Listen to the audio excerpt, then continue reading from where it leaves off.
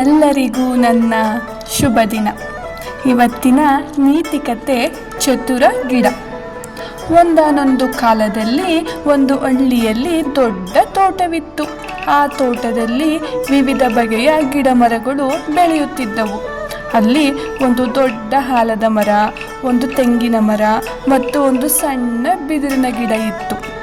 ಆಲದ ಮರ ಮತ್ತು ತೆಂಗಿನ ಮರ ಬಿದಿರಿನ ಗಿಡವನ್ನು ನೋಡಿ ಯಾವಾಗಲೂ ಹಾಸ್ಯ ಮಾಡುತ್ತಿದ್ದವು.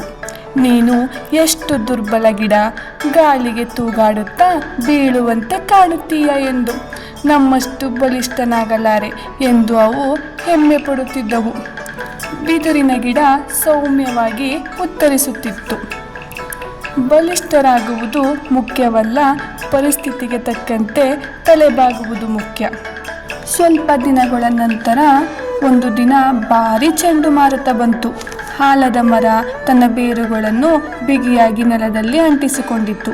ತೆಂಗಿನ ಮರ ತನ್ನ ಎತ್ತರದ ಶಕ್ತಿಯನ್ನು ತೋರಿಸಲು ನಿಂತುಕೊಂಡಿತ್ತು. ಆದರೆ ಗಾಳಿ ತೀವ್ರವಾಗಿ ಬೀಸುತ್ತಿದ್ದಂತೆ ಆಲದ ಮರದ ದೊಡ್ಡ ಕೊಂಬೆಗಳು ಮುರಿದು ಹೋದವು. ತೆಂಗಿನ ಮರ ಸಂಪೂರ್ಣವಾಗಿ ನೆಲಕ್ಕುರುಳಿತು. ಆದರೆ ಸಣ್ಣ ಬಿದಿರಿನ ಗಿಡ ಅದು ಗಾಳಿಗೆ ತೂಗಾಡುತ್ತಾ ತಲೆಬಾಗುತ್ತಾ ಬದುಕಿತು. ಗಾಳಿ ನಿಂತ ನಂತರ ಮತ್ತೆ ಎದ್ದು ನಿಂತಿತು.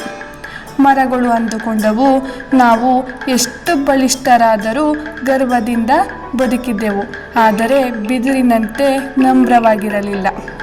ಈ ಕಥೆಯ ಪಾಠ ಏನಂತಂದರೆ, ಬಲಿಷ್ಠತೆಯಲ್ಲ, ನಮ್ರತೆ ಮತ್ತು ಹೊಂದಿಕೊಳ್ಳುವ ಗುಣವೇ ಜೀವನದಲ್ಲಿ ದೊಡ್ಡ ಶಕ್ತಿ.